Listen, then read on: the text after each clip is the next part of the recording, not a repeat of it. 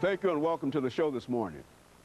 The topic this morning is the Bill Allen case, an incident that occurred in 1968 that resulted in the death of 2 Metropolitan policemen, as well as the incarceration of at least 5 individuals that were somehow deemed to be associated with the case. And of course, we have with us to talk about the Bill Allen case this morning, Dr.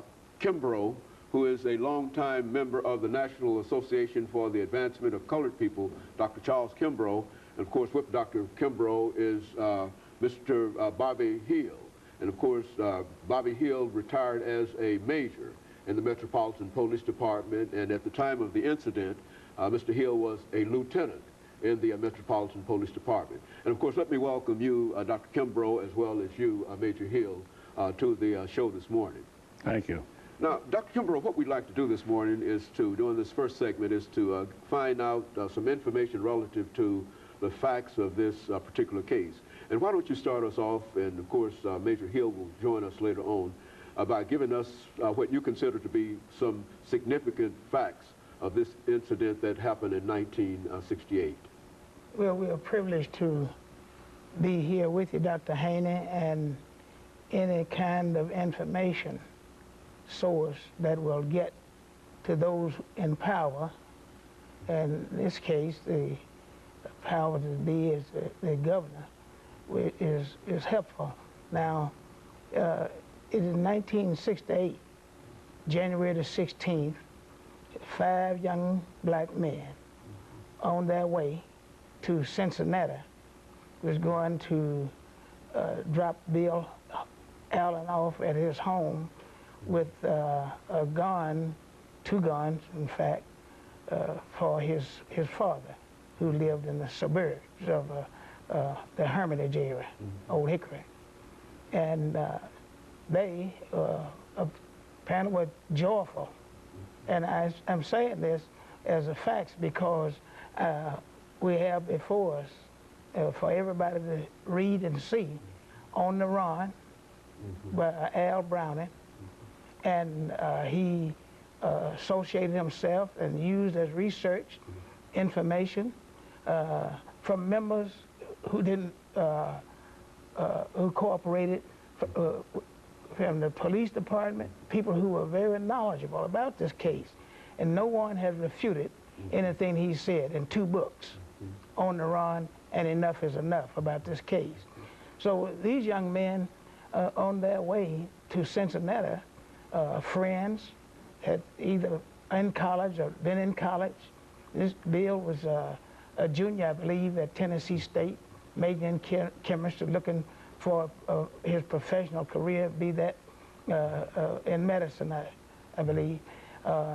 He was the person who was going to take the guns to his father and be dropped off in the Old Hickory area, while the other guys were going to go on to Cincinnati. And they were joyful. I remember the kind of joy we had when we were involved in voter registration in other areas, and this was one of the things they had been involved in, civil rights area, getting people registered to vote. So as they left the area, they were traveling, going east, as I understand, on Herman Street. I mean, in that area.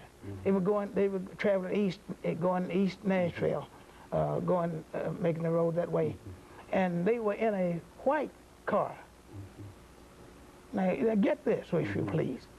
They were in a white car, as I understand, in 1967 Plymouth. And the policemen in that area were looking for a red car, supposedly with some people who had been involved in money orders, and they stopped them.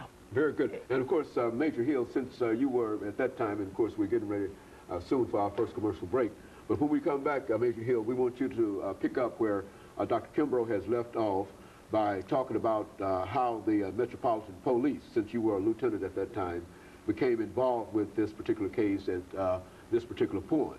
And I think it will be, at that point, we'll have basically the facts of this case laid out, and then we'll be able to talk to other individuals in reference to some of the other things that were associated with it. But what you've given us so far, Dr. Kimbrough, has indicated to us that these individuals were about something without any idea or any intention, really, of committing any kind of harm to anybody or to themselves. And of course, when we come back following this first commercial break, we'll allow you, Major Hill, to continue this. And of course, we'll be back with our audience following this very, very short commercial break.